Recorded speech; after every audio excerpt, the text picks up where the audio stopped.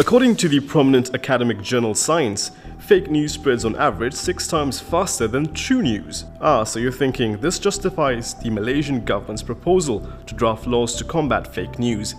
Yeah, about that. Civil society groups and media practitioners warned that the new laws could lead to additional restrictions on genuine news organizations and their reporting. Which begs the question, is the government even in the position to determine what is and isn't fake news? Masalah kemelut air di Selangor lebih kritikal. The Collins Dictionary, which shows fake news as its word of the year for 2017, defines fake news as false, often sensational, information disseminated under the guise of news. Wait, didn't then US President-elect Donald Trump coin the term fake news during the 2016 US presidential election campaign? You are fake news. Not quite. The term existed before Trump, but no one used it quite like him on that level and scale. He often used it to discredit potentially damaging reports about him. This includes news reports from genuine and even award-winning mainstream media organizations in the US. And it didn't take long until Prime Minister Najib Abdul Razak picked up on the term too. And I like to use the term now, fake news lately. Unfortunately, when the government's opponents spread fake news, some people believe them. So we can't stress it enough on how mindful we need to be on how the term is used, because it's just thrown around these days. And that's only the term. Only time will tell what the actual laws would be like. Ladies and gentlemen, this is why we have senior investigative journalist R Nadeswaran and lawyer Michelle Ng to discuss the issue of fake news and the government's proposal for laws to combat fake news.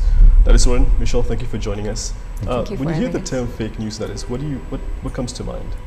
I do not know. This thing is an invention, creation of Donald Trump during his campaign period.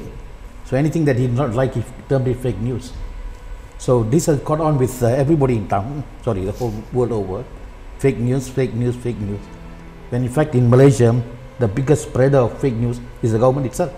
No, I don't see any reason for any new law on fake news, because Section 332 of the Multimedia Act provides for punishment, and this has happened in the Sessions Court in Kuala Lumpur on the 9th of March, where 2 people were fined 2,000 each, right, for putting something out on Facebook.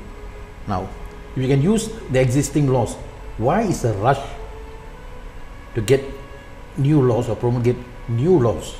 I do not understand. My question is, why is the rush? Where is the consultation with the people? Right? Right, have we got input from all stakeholders? That very important is people like me and you and many other journalists are going to become victims of this.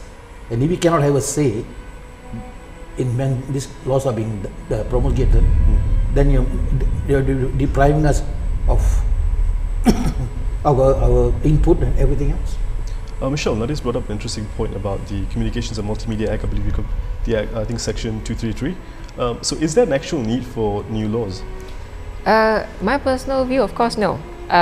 In fact, I think even Section 233 in itself has been a subject of very strong criticism because of the way it is very broadly worded. If I recall off the top of my head, it actually talks about not just false news, it also talks about obscene or menacing information, to which till today the legal fraternity is still trying to grapple with what these actually mean. But over and above all that, we also have another law in the Printing, Press and Publications Act, Section 8A, that regulates, traditional media, and it also similarly criminalizes false news. So on that score, if we want to, on top of that, have another law that says probably almost the same thing, and mind you, it's not civil sanctions, these are criminal sanctions. You can be fined and it's a record. Why is there a need for fake news? And on top of that, I just read that Singapore is thinking of such a law as well, but unlike Malaysia, where I think probably just a few months ago it was announced that the government was contemplating it, Singapore is actually recognizing that this is complex problem to which they're inviting, I think, about 140 members of the public and stakeholders to have their input. So here's what I'm worried about, how the word is used to discredit proper online media. Here's Saleh in another clip. Notice how he describes online media. So online media ni kita tidak boleh elak ya. Awal-awal saya katakan pagi-pagi bangun tengok handphone. So kalau itu di tangan kita, of course we are addicted to online media, whether you like it or not.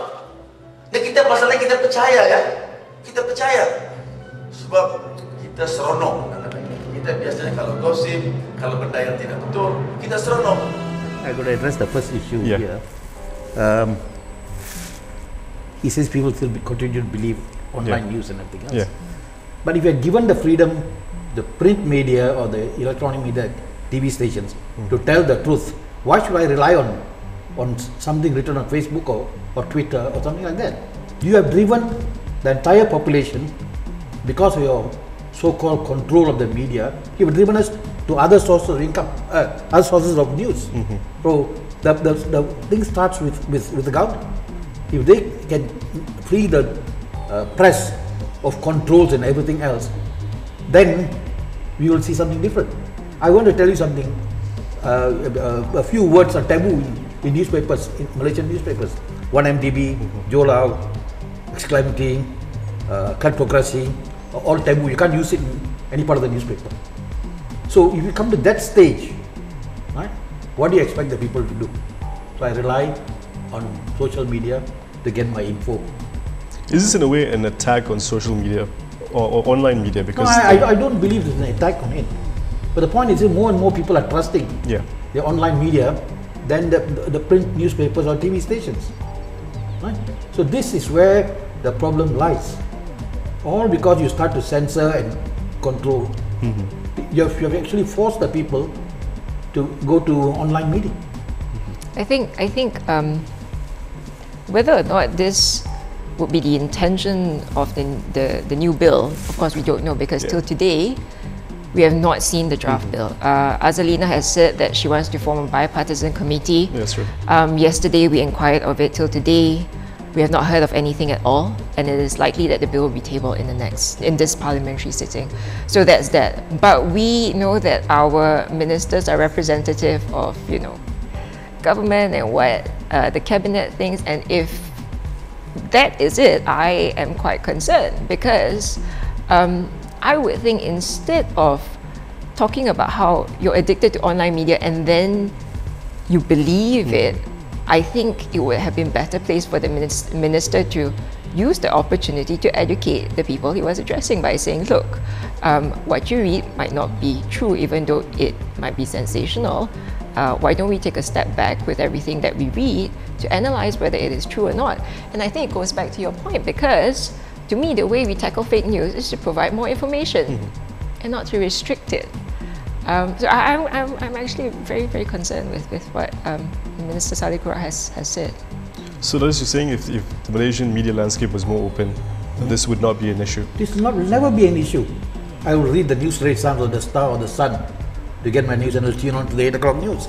But these days you tune on to 8 o'clock news on TV3, there's 20 minutes of opposition bashing. Right? And it's one-sided, you don't get the other side. Don't you think they're treating us like idiots? Don't we have the brains to decide for ourselves? This is the problem. No longer can we be treated as idiots. They must realize that. I think it goes beyond the Printing Presses Act as well, because there are acts like OSA that sort of stop information from getting out there. So there is a hunger out there to sort of know more. I think in most countries, the OSA is only used. It involves the security of the state, purchase of arms and defense thing. Only in this country, everything is covered under the OSA. So when you have this, when leaks come out, of course everybody loves to read this. You know the kind of material they find online now. All those letters and everything else are online. So coming back to this thing about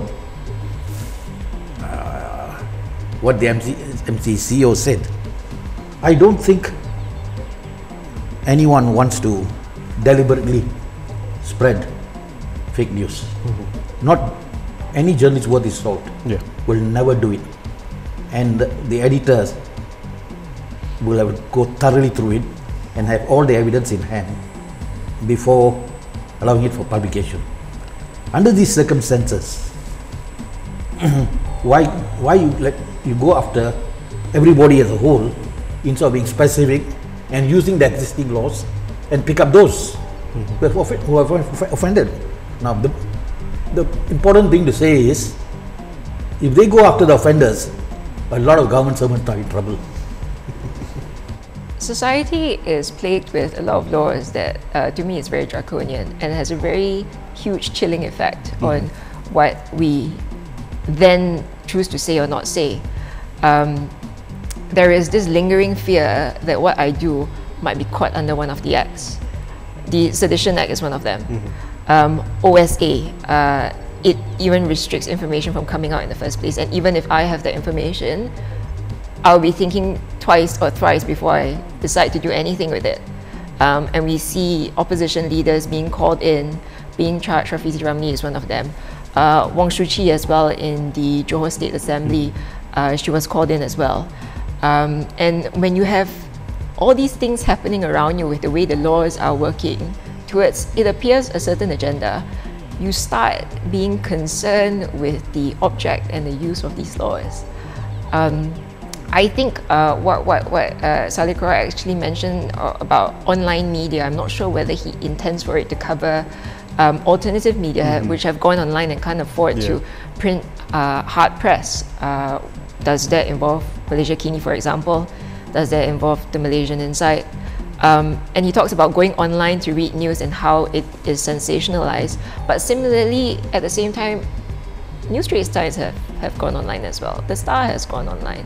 So what exactly are we concerned with? If you're talking about access, we all have access to both sides of the divide. And I think we are quite capable, Malaysians are very capable of coming to a conclusion themselves. That is true. Let's take a look at what MCMC has said about this law. According to Malaysian Communications and Multimedia Commission, MCMC CEO Mazlan Ismail, Putrajay's proposed new law against fake news is part of its efforts to safeguard national interests. He said this was contrary to claims by certain opposition leaders that the proposed law would protect the interests of certain individuals ahead of the forthcoming 14th general election. He said fake news is like a time bomb that could explode at any time. Not only in Malaysia, fake news is being shared around the world, and it is a threat.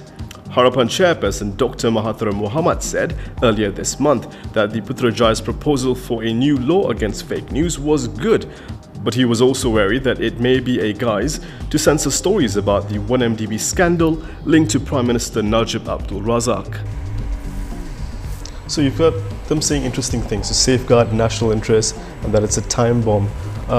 What do you view these words being used to make it seem like, it's a threat? I'm wondering whether, you see, the MCMC was set up as a body to regulate social media, online media. I wonder whether that comment is reflective of what they are unable to do and would therefore need to be empowered by additional laws. I understand that with social media, things are disseminated very quickly, but I would think that with competency, if you really do want to combat it, you would be able to. Now, throwing in that line about Dr. Mahathir and how he thinks fake news a fake news law is good, I think that's quite by the by, because I suppose where he was coming from is this: the opposition is a subject of fake news as well. Yeah, that's true. We get attacked all the time. You go to almost any opposition member's Facebook page, they will probably have one or two posts about how they are alleged to have said certain things or disseminated certain news. Henayo is one of them. Recently, the dinner with the pig photoshopped in Mukris. Yes, Mukris and Mat Sabu as well, with the Photoshop pig on their table. There is also that problem. But unlike the government, the opposition is staunchly against fake news. Why? Because of the way our existing laws have been used and the fact that we have existing laws already.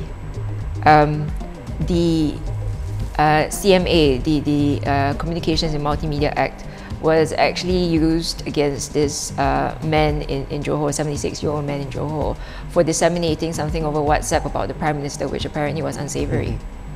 That is how far-reaching our existing laws can be.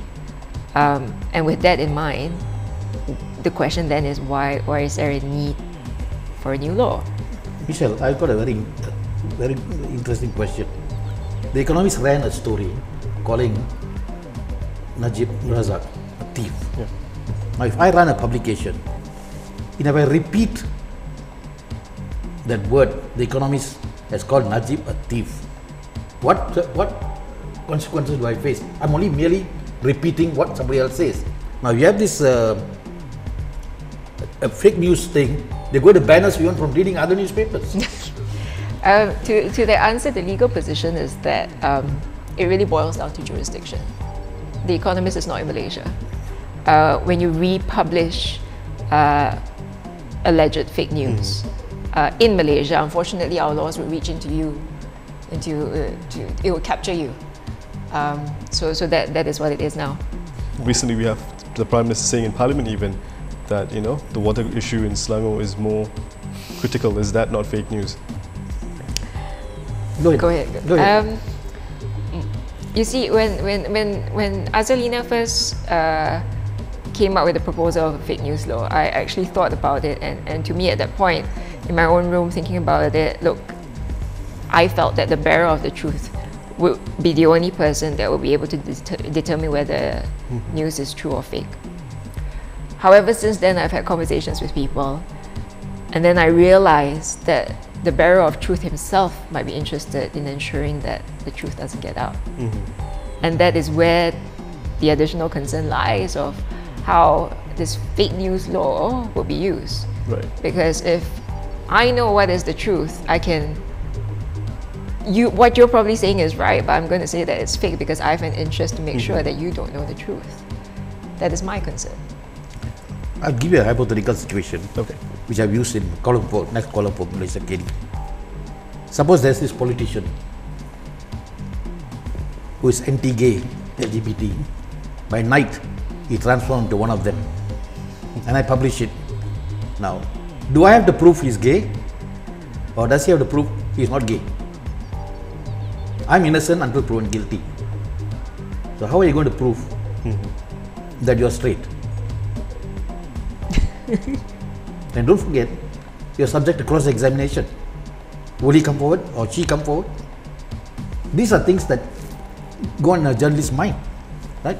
When you write something, okay, what are the consequences and everything else? So the CMA is already there, and most of us are aware of this. Yet the new law comes in, it's not going to make any difference. Only thing is more opposition members are going to get caught. So you feel that there is currently a level playing field in terms of... Has there been a level playing field in this country? That is true. Yeah. I definitely think not, as it is. The fact that we have alternative media in itself already signals to us what us as citizens have to do. We have to take matters into our own hands and try to do something about it.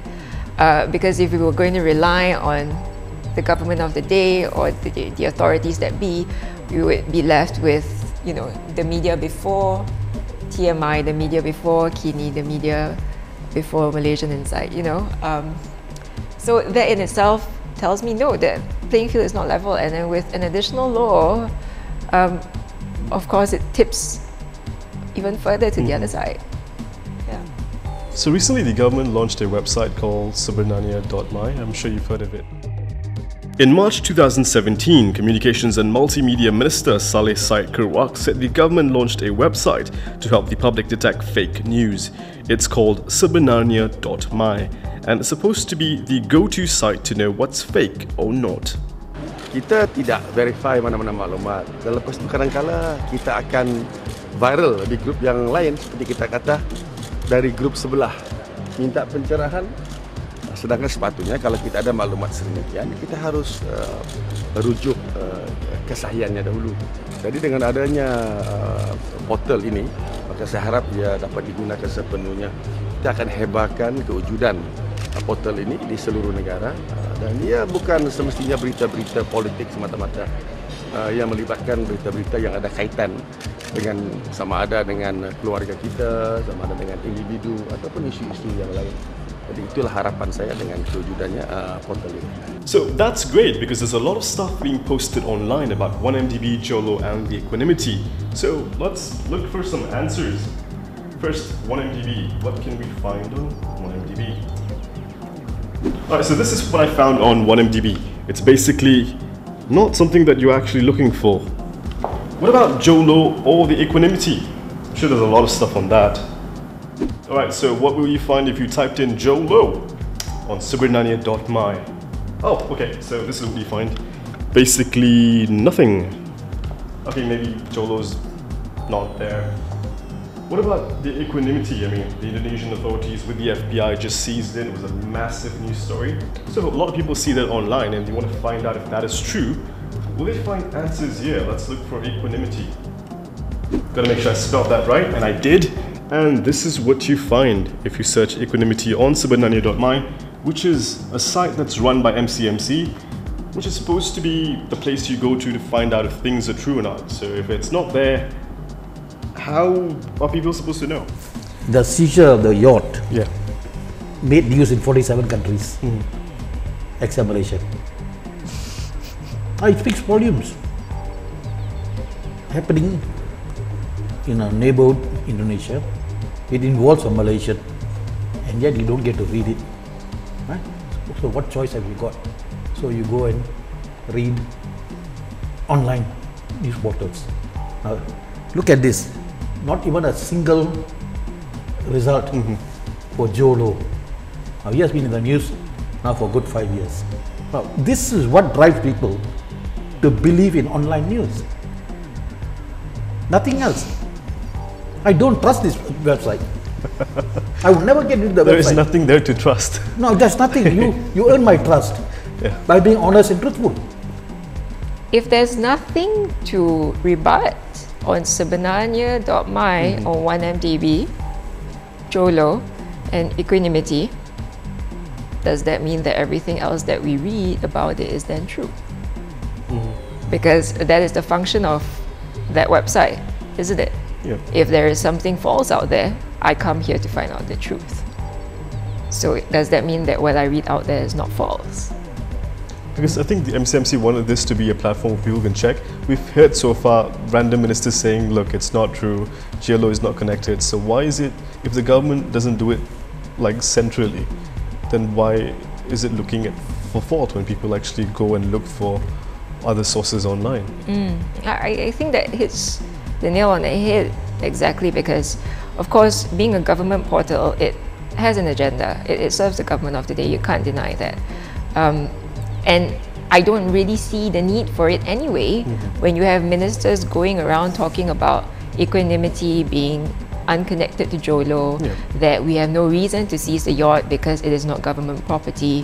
Why is there an additional need to create a specific web portal to deal with these kind of things?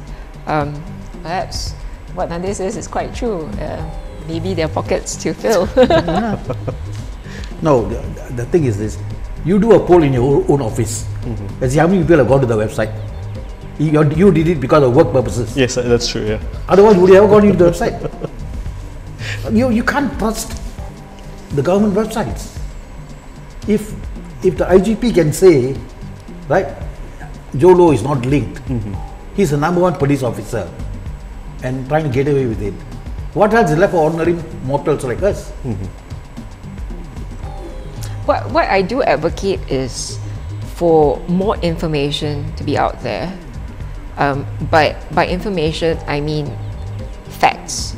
So documents, government documents that I can access, maps, statistics, so on and so forth. What we have online from the statistics department is, to be very frank, so much room for improvement compared to what we have overseas. With that information, I do think that Malaysians are quite capable of coming to their own conclusions from there. Not what is crafted by certain people from that information allow us to access the hard facts themselves and allow us to come to our own conclusions. I think there's a void as well. It's not only, I think, news stories, but also just transparency in general. Exactly, yeah. About how much information that comes out from the government. So should they be focusing on being more transparent instead of going after... See, this is what, I will give you an example. I was working in London, out of London for 2 years. And I sent a letter to the Home Office asking for the number of Malaysian prisoners in UK. And I got an immediate reply. We are required to give you a reply within 14 days. If you don't, we'll write to you again. Okay. Within 4 days, I got a reply. That's what it is all about. Here you write, your letter is going to be in some goddamn file somewhere, steel cupboard, right? So that is a problem we have. If anybody goes, basic things we can't get answers, right? So how are you going to ask for more complex issues like this? I'm not likely to get. Earlier we spoke about possible alternatives and that there's no need for actual new laws. So let's take... The Asia Internet Coalition, AIC, says it shares Putrajaya's goal in addressing misinformation on the internet, but believes it is best addressed through collaboration rather than legislation that attempts to control information.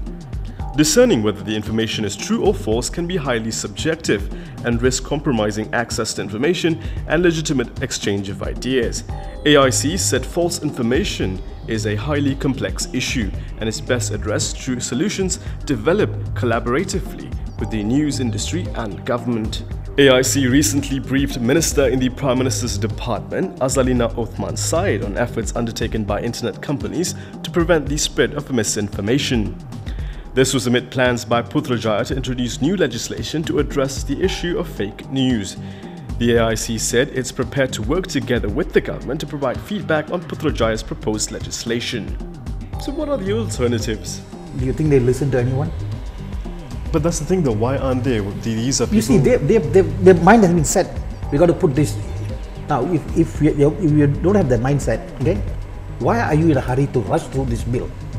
Right? The basic requirement is either a consultation paper, right, or get feedback from the stakeholders. You don't get feedback from the stakeholders by talking to representatives of Facebook and Twitter and the like, right? You invite their representatives, and then there's another meeting. The DPM calls senior editors and owners of these people. Now, where are you as a journalist representative? Who's looking after our interests? They're happily dining away with the minister, big deal for them, right? But the point to note is this: do they want to listen to the people who really do the work? Right? I've always maintained that I check and double check my facts before I'm sure published. And this is what I'm saying. People like us need more protection than the editors. So, but we spoke earlier about the CMA 233. Is there a need to pursue something that's sort of already there? I said there's no use because they've already convicted 2 people under existing laws. So why do you need a new law to go after fake news? I think having said that, the existence of these laws is in one way to say that, look, there's no need for an additional law, but at the same time, I think we have to be clear in saying that we don't condone these laws.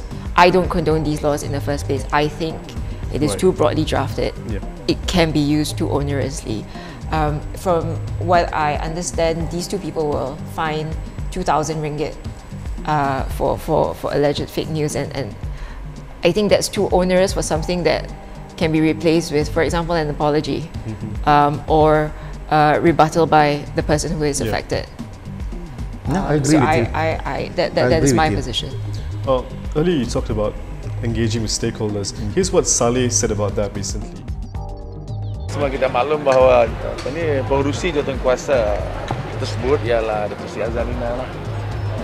Dan sudah tentulah beliau akan bentangkan draft awalnya kepada jemaah menteri dalam mesyuarat kabinet, dan beliau akan engage seramai mungkin untuk menentukan agar apa nanti pun yang kita luluskan itu mendapat persetujuan semua pihak.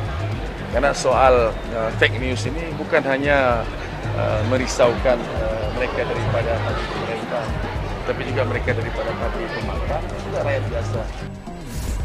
The phrase used was seramai mungkin, as many people as possible. Yeah. When you sit with 4 reps of social media platforms and with 10 editors, is this seramai mungkin? You're a prominent journalist. Have you been engaged in any way? They called me to give input when they amended the Trade Descriptions Act, the Copyright Act. I was called in even before I did my law. I was so well versed in those 2 areas. I was given an opportunity to present what I knew. So this whole thing is, for me, it's shameful. Right? No government in its right sense should resort to this kind of things. He says to Jamaah Menteri, but before you present Jamaah Menteri, shouldn't you take it from the shareholders? I think exactly that's exactly that. We were just talking earlier, and I think there's a huge flaw in the consultation process. Right. I think that even before you engage with stakeholders, the bill should be ready. It should be disseminated to stakeholders. They should have an input on the wording, and it shouldn't be discussions up in the air about what should be in there and what should not be in there. It should already be something concrete that we can provide input for. And this is just not the right way of having a consultation to me. You're saying there is already a flaw with the system because it goes to cabinet first, and then they just give you whatever that's left over. You see, the cabinet should be the last person approving it. Right? You put the donkey first, so you can't do anything. Right? I would have expected a consultation paper. Right? Few of us can make copies and pass it around. The group will sit down over lunch. A few journalists, let's go line by line. Yeah. Right? At least what we are going to present. Right now, you don't have a choice. You present to the cabinet, that will be Wednesday, I believe. 2 days later, it's going to be tabled in Parliament. And it becomes law. Yeah. We're all subject to it. Communications and Multimedia Minister Saleh Said Kerouac has called on all members of BN Youth Wings to become the coalition's cyber troopers to aggressively counter the opposition's allegations and curb the spread of fake news.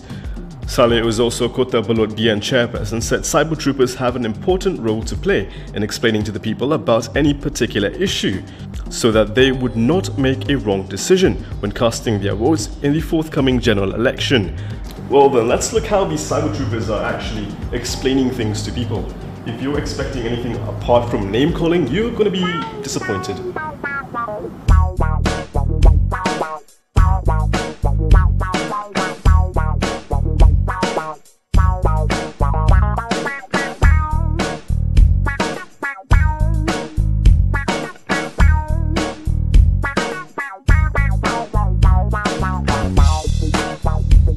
Saleh said today's political landscape has changed tremendously as allegations and fake news were being spread through the use of smartphones and social media, compared with just through poison pen letters previously. The minister said if the BN Youth Cyber Troopers succeeded in explaining all issues and countering all allegations and fake news, public confidence in BN's capability would improve and the people would have no problem to give their mandate to the coalition in the coming general election. This begs another question: is the combat against fake news just about the elections? For him, fake news means opposition. What they did to Mat Sabu with a poke in front, don't you think they should have acted immediately and charged somebody? It's so easy to identify the culprit. But because it's Mat Sabu, no action. The guy who posted it made no, well, it was not fake news. So when you have this selective prosecution.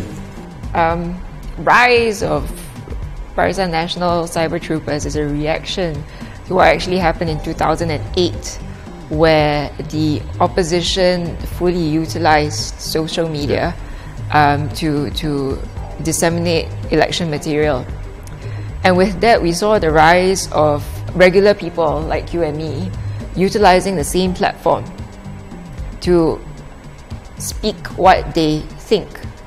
And to be very honest, I feel quite sad for Saleh Kerat that the Barisan Nasional has to resort to that. For Barisan Nasional to resort to that, I think is quite sad. I don't think there should be even a need to do that. If you're the government of the day, and you should be able to provide your public more information in order for them to come to a reasonable conclusion. The fact that you have to hide it raises a lot of alarm bells for me. You shouldn't even have to do that. I think earlier you said about 2008 of how Malaysians sort of went to social media to sort of, it appears to be a natural thing, because that was the only avenue they had. Exactly. Compared to having a communications and multimedia minister telling people, look, this is the only way we can counter them, is to get cyber troopers out there. People who are likely not qualified or not as well informed on issues that are being talked about right now, issues that are not even touched on the official, like Subrnaya.my. So quite definitely there is a slant to what at least Saleh Kerat has been doing and has been saying. There is a consistent pattern, which to me is quite worrying, because the agenda doesn't seem to be providing an equal platform so that both sides of the divide can come to a reasonable conclusion based on the facts. Okay. I think there appears to be an intention to withhold facts and to provide a version of the truth, in open inverted commas, out there. Yeah. And if that is the case, I'm quite worried. I'm very worried, in fact. I'm very worried. Not so much for people like you and me who probably would still be able to access information, but for people who can't. If their view of what is right and wrong or true or false is going to be tainted and to be formulated by someone else, what kind of country are we becoming, really? That is? No, the official stand is IMDb doesn't exist. They have never lost a single cent. How do they expect people to believe this? Right? And it comes out from cabinet ministers, from the IGP. Are they taking us? Are they taking us to be fools or what? Right? They carry on doing it as if nothing has happened. I'm very disappointed with a lot of cabinet members. Right? For example, Mr. Paul Lau, Minister of Integrity, and he has not uttered a word. Right? My point is this: you are the Minister of Integrity, and I don't want to comment on this. How are you going to call yourself Minister of Integrity when all these things are happening right under your eyes? Right? There are so many other ministers, all keeping quiet. Right? Don't want to utter a word, scared of being thrown out as cabinet members. Right? I can't see one government MP who's standing up and saying something is wrong. So moving forward, if you had a message for the government, what would it be? For my message, very simple. You open up the press and you will kill fake news. I think I echo that exactly. And as to the fake news law, just don't do it. It's a bad idea. So stop when you can. But we know that it's going to happen. It's going to pass anyway. So yeah, I echo that. More information. Why should anyone take the trouble to go and key in and everything else? Yeah. If I can get it in the morning, read it. Because people don't trust you. Newspapers sales and circulation has been dropping. Right? It's dropped so much because people don't believe in the newspapers. So the only way to overcome this, the newspaper should be happy, is stop controlling the editorial content and then let it go. Then people say, hey, this is published in the Sun. Huh? Wow, the online news, they copy and paste only. Right? Yeah. You get some, the newspaper gets some credibility.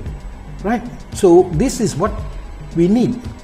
The moment the reading public knows it's a cut and paste job or something that did not appear in the online, only appeared in the print, people sit back and think, hey, these guys are okay lah. They're publishing something decent. Yeah, exactly that. All right, so we'll wrap up this session. Okay. I'd like to thank my guests, Michelle and Nadeswaran. Yeah. Thanks Wouldn't for have been having possible us. without you two. Right. Thank you so much. Thank you. Thank you.